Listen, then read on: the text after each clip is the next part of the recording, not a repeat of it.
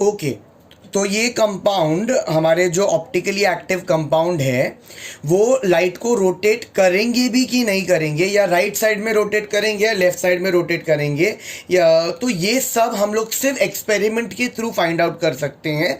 And जो machine जो हमें डेटा देता है, जो हमें रोटेशन बताता है, उसे हम बोलते हैं पोलैरीमीटर। तो again I am repeating, this is done experimentally. एक पोलैरीमीटर करके मशीन होती है जो हमें बताता है कि लाइट का प्रोपोगेशन किस तरीके से चेंज हुआ है।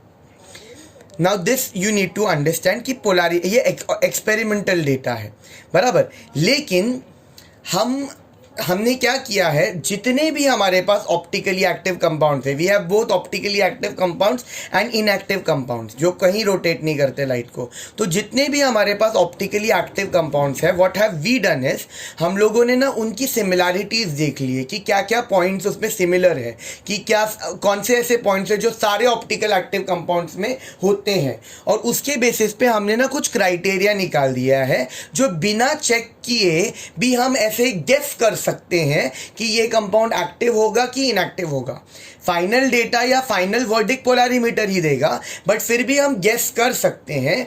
और वो क्राइटेरिया क्या क्या है, what is the necessity for any compound to be optically active. तो पहला criteria is that it should have an asymmetric metal atom. मैंने पहले कार्बन लिखा था, अगर ऑर्गेनिक में रहेगा तो it will be asymmetric carbon atom, and यहाँ पे it will be asymmetric metal atom. Asymmetric का मतलब क्या होता है, कोई सिमेट्री नहीं। असिमेट्रिक का मतलब एवरीथिंग डिफरेंट। तो अगर मैं तुमको बोल रहा हूं कि मेटल को 4 लिगेंड्स अटैच्ड है, तो मेरे बोलने का मतलब है मेटल के वो चारों लिगेंड्स अलग होने चाहिए। अगर मेटल के वो चारों लिगेंड्स अलग होंगे तो हम बोलेंगे कि वो metal is an asymmetric metal atom, मतलब उसके चारों ग्रुप्स आर डिफरेंट। तो ये पहला पॉइंट है, ये पहला क्राइटेरिया है। हालांकि this criteria is not very important.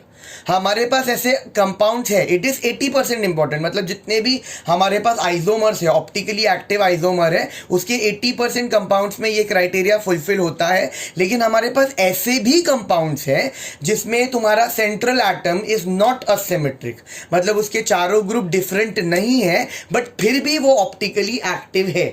Polarimeter ने दिखाया ऑप्टिकली एक्टिव है तो एक्टिव है। तो हालांकि ये पॉइंट हम कंसिडर करते हैं, बट इसको मतलब ऐसा बहुत ज़्यादा इंपॉर्टेंट नहीं समझना। It's a decently important point, not very very important. The most important point for determining that this particular compound will be optically active is that तुम्हारे जो वो दो आइसोमर होंगे, वो दो isomer should be enantiomers. Now what is enantiomers? Enantiomers is non superimposable mirror images. अब इसका मतलब क्या हुआ, मैं इजी लैंग्वेज में समझाता हूँ। अब देखो, you can see my hand, ठीक है। अब मेरे हाथ का मिरर इमेज विल बी इस तरीके से आएगा, ठीक है। अगर मैंने यहाँ पे बीच में इस तरफ मैंने अगर मिरर डाल दिया, मैं इसको डायग्रामेटिक फॉर्म में रिप्रेजेंट करके दिखाता हूँ।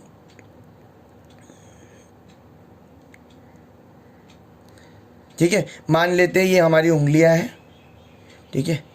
अगर मैंने डायग्रामेटिक फॉर्म में इसको बता दिया, अगर मैं इसका मिरर इमेज बना रहा हूँ तो इसका मिरर इमेज कैसा रहेगा, ये अगर अंगूठा है तो ये अंगूठा इस तरफ रहेगा, ये वाली उंगली इधर रहेगी, ये इधर रहेगा, ये वाली उंगली इधर रहेगी और ये वाली उंगली इधर रहेगी। तो ये मेरा मिरर इमेज बनेगा हाथ का। तो अगर मैं इसको उठा के इसके ऊपर रखूँ, ऐसे मैं टर्न करने नहीं बोल रहा हूँ, मैं इसे literally I will pick it up and I will put it over your. तो अगर मैंने इसे उठा के इधर रखा तो ये दोनों कोइंसाइड नहीं करेगा। कैसे कोइंसाइड नहीं करेगा, दिस इज थंब, बराबर, और ये छोटी उंगली है, यहाँ पे ये थंब है, तो थंब विल कोइंसाइड विद छोटी उंगली। तो it is not super imposing, तो they are non super imposable mirror images. और अगर तुम्हारे पास non super imposable mirror images आया तो उसे हम एनांटियोमर्स बोलेंगे। अगर मैंने एक पेन ले लिया, ये मेरे पास पेन है,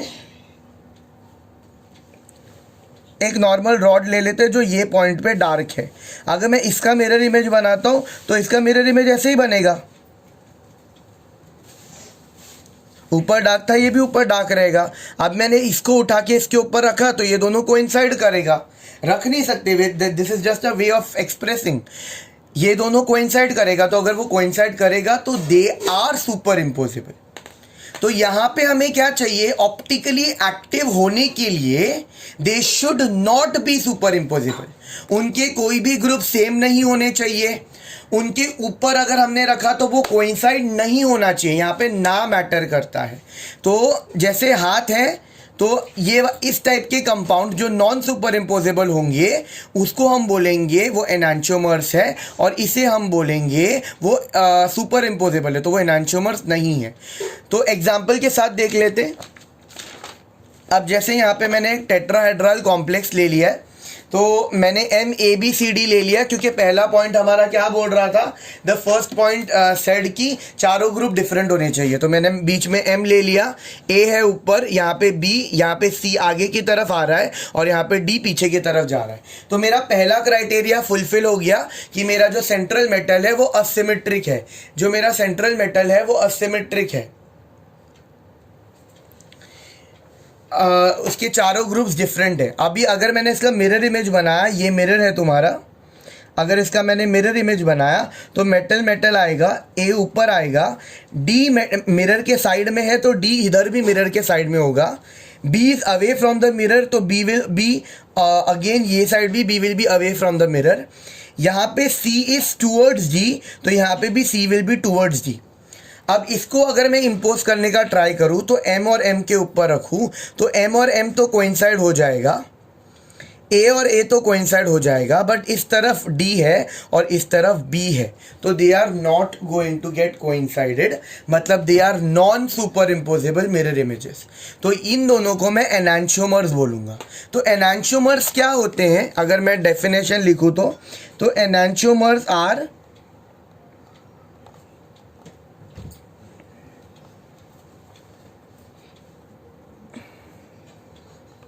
they are optical isomers which are non superimposable mirror image।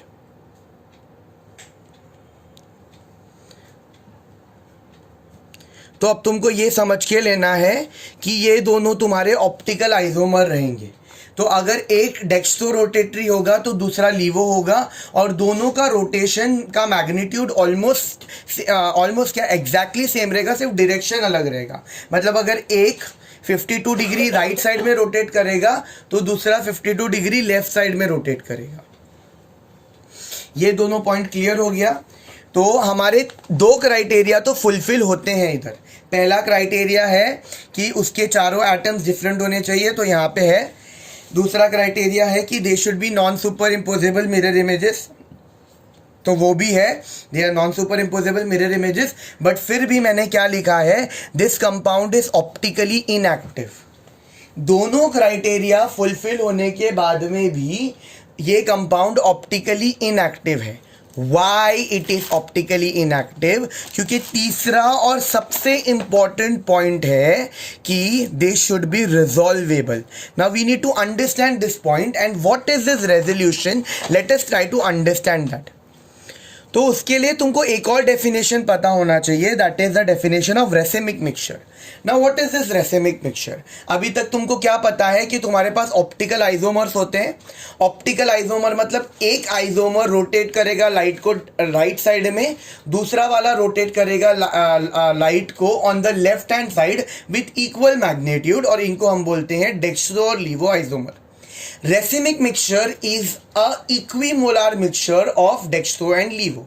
मतलब तुम्हारे पास एक मिक्सचर है जिसमें 50% डेक्स्ट्रो रोटेटरी आइसोमर है और 50% उसी का लीवो रोटेटरी आइसोमर है, तो इट्स 50-50 आइसोमर।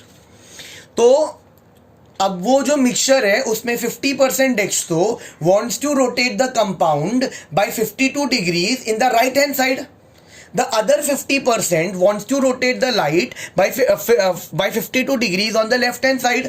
तो दोनों कैंसल आउट हो गया and there is no net rotation। तो racemic mixture even though it has optically active isomers, still racemic mixture as a whole will be optically inactive, क्योंकि दोनों isomer उसके पास इक्वल अमाउंट में है, दोनों कैंसल आउट हो जाएंगे and it will be optically inactive.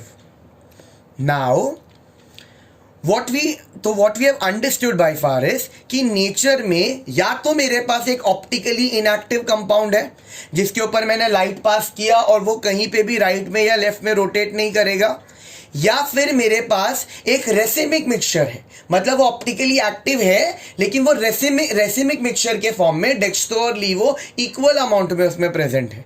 तो what we are suppose to do is we are suppose to separate the dextro and levo isomer. अगर हमने डेक्स्ट्रो और लीवो को सेपरेट कर दिया फिर दोनों भी एक्टिव हो जाएगा, दोनों भी ऑप्टिकली एक्टिव हो जाएगा. एंड दिस सेपरेशन के प्रोसीजर को बोला जाता है रेजोल्यूशन. कैमरा में भी होता है रेजोल्यूशन, बराबर. तो that is separation of two images. यहां पे रेजोल्यूशन का मतलब होता है separation of dextro and levo isomers.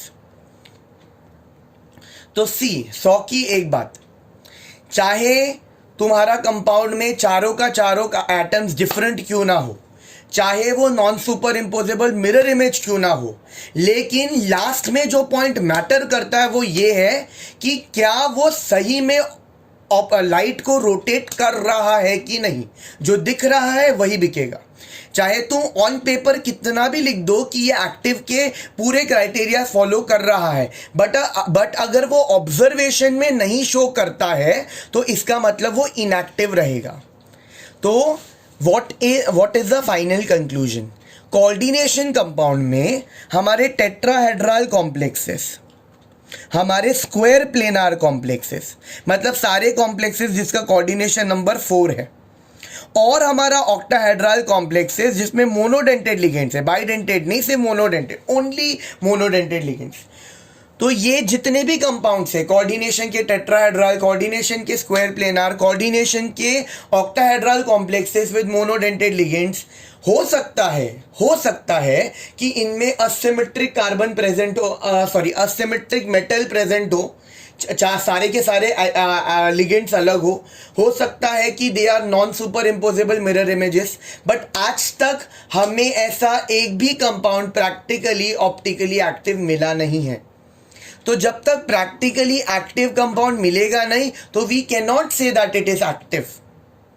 तो हम ये बोल सकते हैं, तो ये वाला जो एग्जाम्पल मैंने दिया था तुमको टेट्राहेड्रल का, तो इसके ऊपर क्या कंक्लूजन निकाला जा सकता है? हो सकता है ये एक्टिव है, ऑन पेपर हमको तो दिख रहा है कि भाई ये non super imposable mirror images है, तो हो सकता है ये एक्टिव है, लेकिन अभी तक हम इसे रिजॉल्व नहीं कर पाए हैं. हो सकता है वो एक्टिव है, हो सकता है वो रेसिमिक मिक्सचर के फॉर्म में है, बट स्टिल अभी तक हम इसको अलग नहीं कर पाए हैं, और अगर हम उसको अलग नहीं कर पाए हैं तो हम उसे ऑप्टिकली इनएक्टिव ही बोलेंगे. तो the most important criteria is whether the compound is resolvable और नॉट.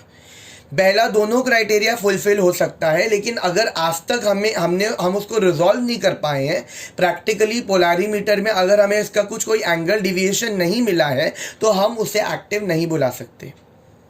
तो तुम्हें क्या याद रखना है इसमें कि सारे टेट्राहेड्रल कॉम्प्लेक्सेस, सारे स्क्वायर प्लेनार कॉम्प्लेक्सेस, सारे octahedral complexes with monodentate ligands are optically inactive.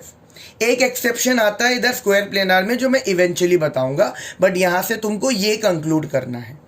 अब ऑप्टिकल आइसोमर्स में हमारा एक पॉइंट बच जाता है, वो है जो ऑक्टाहेड्रल कॉम्प्लेक्सेस है विद बाइडेंटेड लिगेंड्स, वो आइसोमेरिज्म, ऑप्टिकल आइसोमेरिज्म शो करते हैं. तो हम नेक्स्ट वीडियो में उसके बारे में डिस्कस करेंगे.